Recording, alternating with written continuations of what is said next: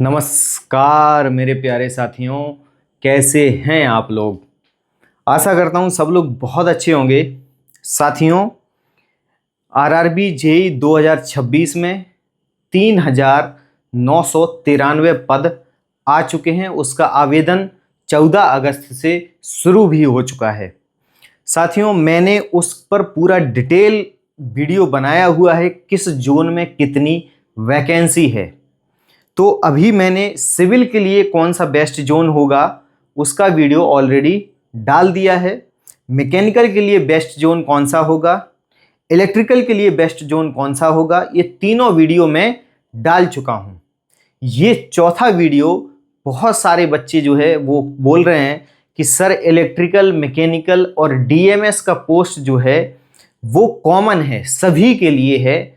तो मैकेनिकल वाला बच्चा डिप्लोमा से अगर किया हुआ है या बीटेक किया हुआ है तो वो इलेक्ट्रिकल वाली कितनी पोस्ट पर क्वालिफाई है, टोटल कितनी पोस्ट पर वो एलिजिबल है, बस एक वीडियो इसका और बना दीजिए तो पूरा जो है वो कंफ्यूजन क्लियर, डाउट जो है वो पूरा क्लियर हो जाएगा। तो मेरे साथियों, मेरा काम है आपका डाउट क्लियर करना और उसी काम को मैं आज आगे बढ़ाते हुए आपके लिए लेके आया हूं। क्या आरआरबी जेईई 2026 के लिए mechanical plus electrical plus electronics plus DMS, इन सब में जो कॉमन वैकेंसी है जिस पर आप सारे लोग एलिजिबल हैं, कितनी पोस्टों पर ये चारों जितने प्रकार की ये वैकेंसी हैं, इन पर हर एक डिप्लोमा वाला एलिजिबल है। मैकेनिकल से अगर डिप्लोमा किए हैं तो आप इन तीनों पर एलिजिबल हैं, अगर आप इलेक्ट्रिकल से किए हैं तो आप इन तीनों पर एलिजिबल हैं। इस पर तो हैं ही, लेकिन इन तीनों पर भी हैं। अगर इलेक्ट्रॉनिक्स से किए हैं तो भी आप इन तीनों पर हैं, और ये तो कॉमन पोस्ट है, इस पर तो सब लोग भर शुरू करते हैं। मैंने यहां लिखा है कि mechanical plus electrical plus DMs, ठीक है। तो ये क्रम है, पहले मैकेनिकल है प्लस में, फिर इलेक्ट्रिकल है, फिर डीएमएस है। तो जो अब देख लेते हैं कि किस कैटेगरी में कौन से बच्चे कितनी सीटों पर एलिजिबल होंगे। जैसे अहमदाबाद में अगर आप ये सारी वैकेंसी जोड़ेंगे तो ये टोटल वैकेंसी है अहमदाबाद में। किसके लिए? ये मैकेनिकल के लिए भी है, ये इलेक्ट्रिकल के लिए भी है, ये इलेक्ट्रॉनिक्स के लिए भी है, ये डीएमएस के लिए भी है। तो टोटल ये 8 वैकेंसी तो मैकेनिकल की है अहमदाबाद में, 9 वैकेंसी है इलेक्ट्रिकल की और 4 वैकेंसी है डीएमएस की। इसी प्रकार से एससी कैटेगरी के लिए 3 वैकेंसी है मैकेनिकल, 5 है इलेक्ट्रिकल और 4 है डीएमएस। तो वही सेम है, electrical mechanical DMs, sorry mechanical electrical DMs, mechanical electrical DMs, mechanical electrical DMs, mechanical electrical DMs, mechanical electrical DMs. तो इस प्रकार से ये पूरा चल रहा है। अब हम आपको बता देते हैं कि कहाँ कितनी टोटल करेंगे। तो यहाँ 21 पोस्ट है। अगर आप इलेक्ट्रिकल, मैकेनिकल, इलेक्ट्रॉनिक्स से डिप्लोमा किए हुए हैं और अगर आप यूआर कैटेगरी के स्टूडेंट हैं तो आपके लिए अहमदाबाद जोन में 21 वैकेंसी है फाइट करने के लिए। ये बात आपको आज क्लियर हो गई है और मैंने लिख भी दिया है सभी के लिए कॉमन वैकेंसी कौन सी हैं और कितनी हैं, वो मैं आज आपको बता रहा हूं। जैसे आप एससी के कैंडिडेट हैं तो आपके लिए 12 तो एससी की सीटें हैं और 21 जो है वो यूआर की सीटें हैं। तो आपके लिए टोटल पोस्ट ज्यादा है। जैसे एसटी का कैंडिडेट है तो उसके लिए 8 तो ये हैं और 21 ये हैं, तो वो टोटल 29 सीट पर फाइट कर सकता है अहमदाबाद जोन में। किसी भी ब्रांच का हो, चाहे इलेक्ट्रिकल का हो, चाहे मैकेनिकल का हो, चाहे इलेक्ट्रॉनिक्स का हो। सिविल वाला इसमें फाइट नहीं करेगा। ये सिविल की सीटें मैंने इसमें नहीं ली हैं, सिविल का ऑलरेडी मैंने वीडियो बना रखा है। केवल सिविल वाले ही सिविल पर फाइट करते हैं। ये सारी कॉमन होती हैं। मैकेनिकल वाला इलेक्ट्रिकल पर कर सकता है, इलेक्ट्रिकल वाला इलेक्ट्रॉनिक्स पर कर सकता है, सब आपस में इंटरचेंज होता रहता है। तो कॉमन वैकेंसीज हैं ये सारी, जिन पर सारी मींस मैकेनिकल, इलेक्ट्रिकल, इलेक्ट्रॉनिक्स, ये तीनों जो हैं वो सभी पोस्ट के लिए एलिजिबल हैं। अब अजमेर में अगर आप जनरल कैटेगरी से हैं तो आप 62 सीट पर एलिजिबल हैं। अगर आप एससी से हैं तो 16 प्लस 62 पर हैं। अगर आप एसटी से हैं तो 5 प्लस 62 पर हैं। अगर आप ओबीसी से हैं तो 28 प्लस 62 पर हैं। और अगर आप ईडब्ल्यूएस से हैं तो केवल 12 सीट प्लस 62 सीट पर एलिजिबल हैं। बेंगलुरु से हैं तो 61 सीट यूआर के लिए है, 22 सीट एससी प्लस 61, एसटी के लिए 9 प्लस 61, ओबीसी के लिए 30 प्लस 61 और ईडब्ल्यूएस के लिए 16 प्लस 61 वैकेंसी है। भोपाल के लिए 36, यूआर के लिए, एससी के लिए 10 वैकेंसी, एसटी के लिए 7, ओबीसी के लिए 14 वैकेंसी, ईडब्ल्यूएस के लिए 5 वैकेंसी। भुवनेश्वर में 11 vacancy UR, 4 SC, 1 ST, 6 OBC, 4 EWS. Bilaspur में 21 वैकेंसी यूआर का है, 5 वैकेंसी जो है एससी का है, 6 एसटी का है, 5 ओबीसी का है और 4 जो है वो ईडब्ल्यूएस का है।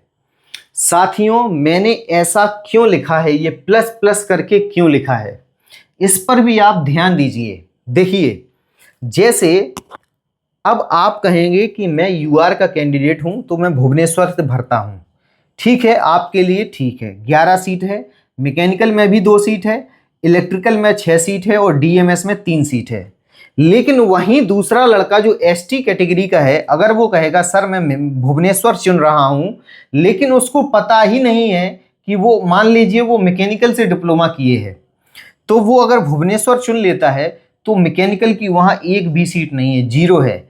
इलेक्ट्रिकल की भी वहां एक भी सीट नहीं है, 0 है। और 1 है डीएमएस।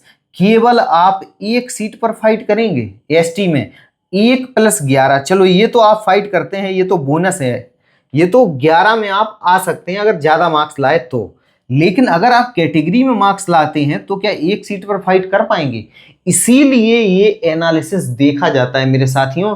ये एनालिसिस आपको शायद यूट्यूब पर कोई नहीं कराएगा। मैं जहां तक कह सकता हूं, दावा नहीं कर रहा हूं, लेकिन जहां तक मैं इतनी मेहनत करके ये सब वीडियोस बना रहा हूं, वैकेंसी निकाल निकाल के, उससे लिख लिख के पेपर पे लिखता हूं पहले किसकी कितनी है, किस कैटेगरी में कितनी वैकेंसी है, ताकि बच्चों को जो है वो हेल्प मिल सके कि उन्हें कौन सा जोन चुनना चाहिए और उनका सिलेक्शन होना चाहिए। अगर किसी भी बच्चे का जोन चुनने से, अगर मेरे बताए हुए जोन चुनने से अगर उसका सिलेक्शन होता है तो मुझे कितनी अच्छी फीलिंग आएगी वो आप लोग नहीं समझ पाएंगे। क्योंकि मैं भी एक स्टूडेंट था, सेलेक्ट हुआ, एक्सपीरियंस हुआ, उसके साथ में भी ये वीडियो बना रहा हूं, ठीक है ना, समझ गए होंगे।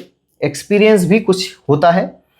चंडीगढ़ में 68 सीट है यूआर के लिए। देखिए, आप चंडीगढ़ जोन को बड़े आराम से चुन सकते हैं, किसी भी अगर आप डिप्लोमा किसी भी ब्रांच से हैं तो आप चंडीगढ़ को आराम से चुन सकते हैं, क्योंकि चंडीगढ़ में हर एक ब्रांच का है। मैकेनिकल 49 है, इलेक्ट्रिकल 13 है और डीएमएस जो है वो 6 है। यहाँ भी देखिए, मैकेनिकल 18 है, इलेक्ट्रिकल 6 है, डीएमएस 3 है। तो इस प्रकार से इसमें चंडीगढ़ में जो है वो बहुत वैकेंसी है। अगर इन सब को जोड़ लो आप, तो ये टोटल वैकेंसी से आपको लेना देना नहीं है मेरे साथियों। टोटल वैकेंसी देख के कभी मत भागना, कभी मत भागना। अपनी कैटेगरी की वैकेंसी जरूर देख लेना, वरना जीवन में बहुत पछताओगे। और अगर इस वीडियो का एनालिसिस नहीं देखा तो आई थिंक आपको बहुत ज़्यादा लॉस हो जाएगा। तो साथियों, ये वीडियो आपको बता देगा कि आपको एग्जैक्ट कौन सा जोन चुनना चाहिए जो आपके लिए बेस्ट है, ठीक है। तो यहाँ पर आप देख सकते हैं, अगर ईडब्ल्यूएस में आप देखेंगे तो यहाँ 0 सीट है डीएमएस का। कहाँ पर? चंडीगढ़ में। फिर भी 11 सीट काफ़ी है, आप भर सकते हैं। मैकेनिकल का 8 है, इलेक्ट्रिकल का 3 है। चेन्नई भी आपको बहुत अच्छा जोन माना जा सकता है, इसको भी आप चुन सकते हैं। 74 सीट यहाँ है यूआर में, 36 जो है वो एससी में है, 13 एसटी में है, 45 ओबीसी में है और 20 जो है वो ईडब्ल्यूएस में वैकेंसी है। तो ये 2 जोन जो है, ये 2 जोन तो काफ़ी अच्छे नज़र आ रहे हैं, जहाँ पर वैकेंसी काफ़ी ज़्यादा है।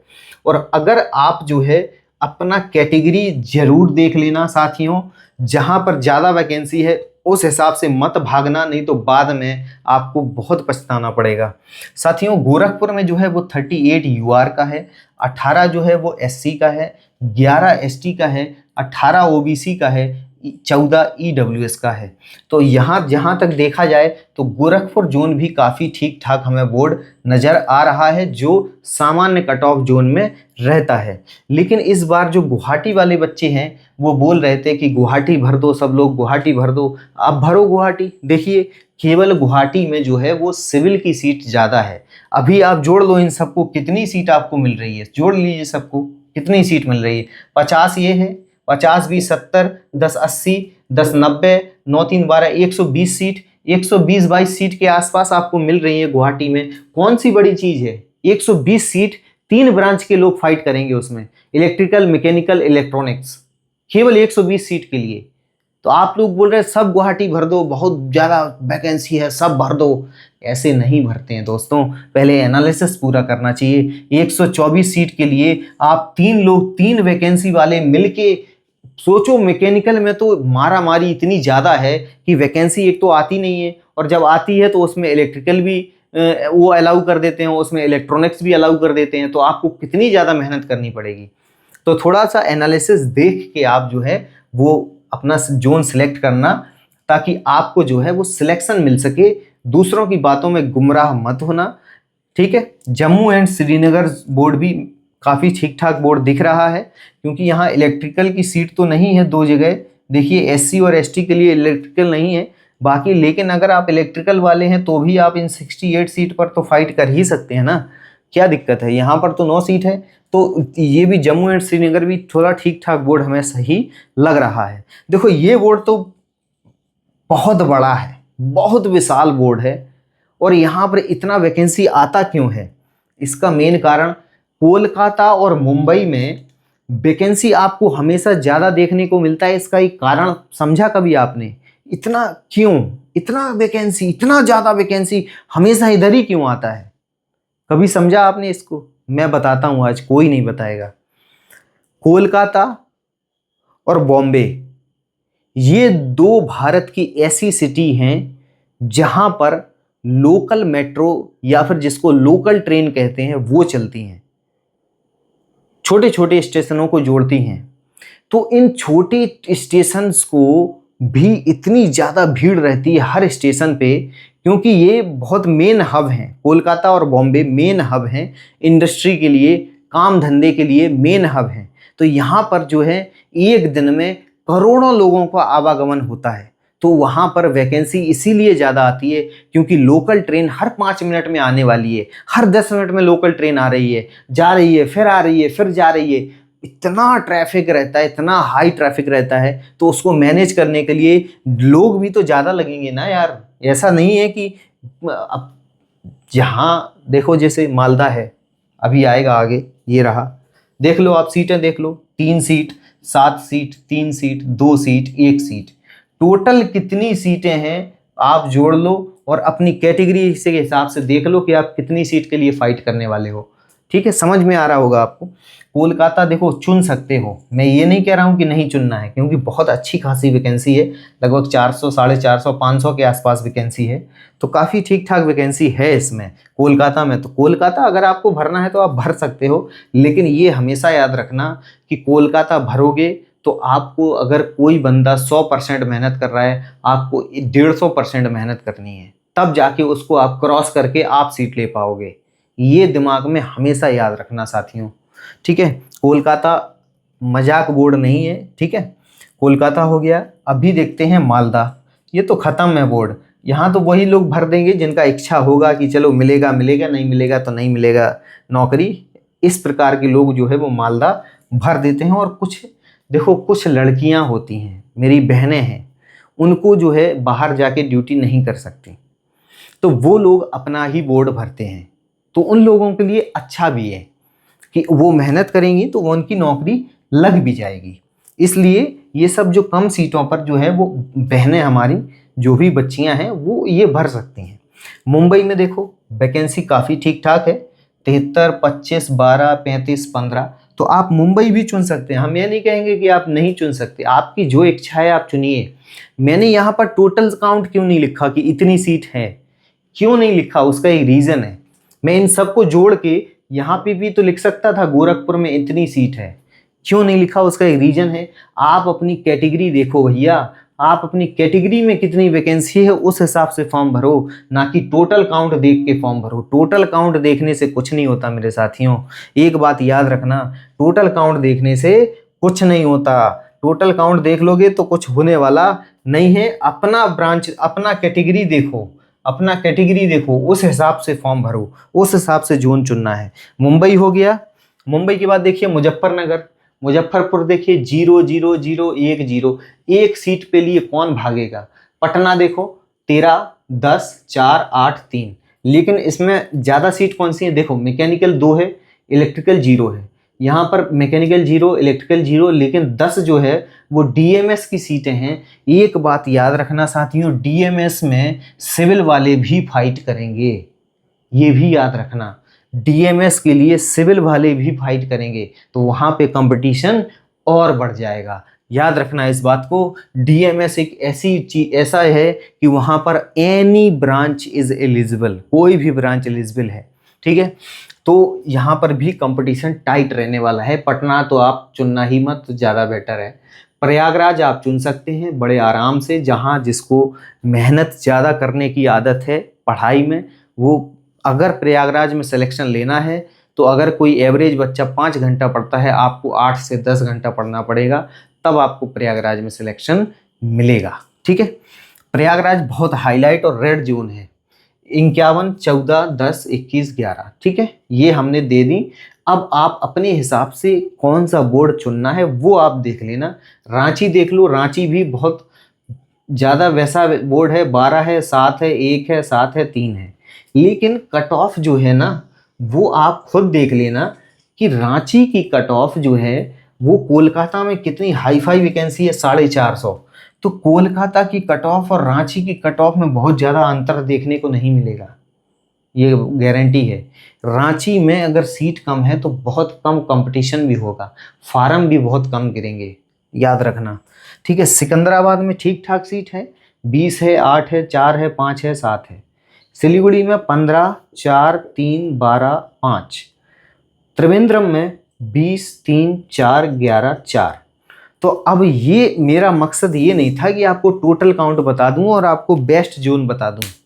मेरा इस वीडियो का मकसद ये था कि बच्चों ने बताया था, बोला था कि सर कॉमन वैकेंसी कितनी है वो बता दीजिए, तो मैंने इसमें आपको कॉमन वैकेंसी बता दी कि आप अगर मान लो गोरखपुर चुनना चाहते हैं और आप एससी कैटेगरी के स्टूडेंट हैं, तो कॉमन वैकेंसी आपको electrical plus mechanical plus DMs plus electronics आपको कितनी मिल रही हैं, तो आपको मिल रही है टोटल 18 वैकेंसी, ठीक है। टोटल 18 वैकेंसी एसटी में मिल रही, एससी में मिल रही हैं, और प्लस 38 आपको ये बोनस है, ठीक है, आप इनमें भी फाइट कर सकते हैं। तो टोटल ये इतनी वैकेंसी आपके पास हैं। तो अब आपको एक अंदाज़ा हो गया कि हाँ हमें अब कितनी वैकेंसी पे फाइट करना है। हमने ये जोन चुन लिया, अब हमें इस जोन में कितनी वैकेंसी है जिस पर हमें फाइट करना है। फाइट करना है तो हमें किस स्तर की पढ़ाई करके चलनी पड़ेगी। तो साथियों, ये मेहनत मेरी अगर अच्छी लगी हो और अगर आपको चैनल और मेरे बताने का तरीका अगर अच्छा लगे तो प्लीज़ चैनल से जुड़िए। ऐसे इससे भी ज़्यादा गहराई में हम लोग जाके जो है वो बहुत सारी चीज़ों का एनालिसिस करने वाले हैं, और आरआरबी जेई के जो स्टूडेंट हैं वो इस वीडियो को नहीं देखेंगे, वो बहुत कुछ खो देंगे। तो प्लीज़ वीडियो को ज़रूर देखिए, दोस्तों के साथ शेयर कीजिए, वीडियो को लाइक ज़रूर कीजिए, और अगर चैनल सब्सक्राइब नहीं किया प्रभु तो प्लीज़ कर लीजिए, क्योंकि चैनल सब्सक्राइब करने से एक मोटिवेशन मिलता है कि बच्चे जुड़ रहे हैं, तो ये सब करने का मन करता है। समझ रहे हैं ना आप कि ये सब करने में कितना हमको टाइम लगा होगा, आप ये सोच रहे हैं। पहले हमने दिन में एनालिसिस किया, सारे पेपर्स पे सब लिखा, उसके बाद फिर इस पे लिखा, फिर वीडियो बनाया। कितना काम है, 3-4 घंटे का काम है। तो प्लीज़ चैनल को सब्सक्राइब जरूर करिए, वीडियो को लाइक और शेयर कीजिए। धन्यवाद।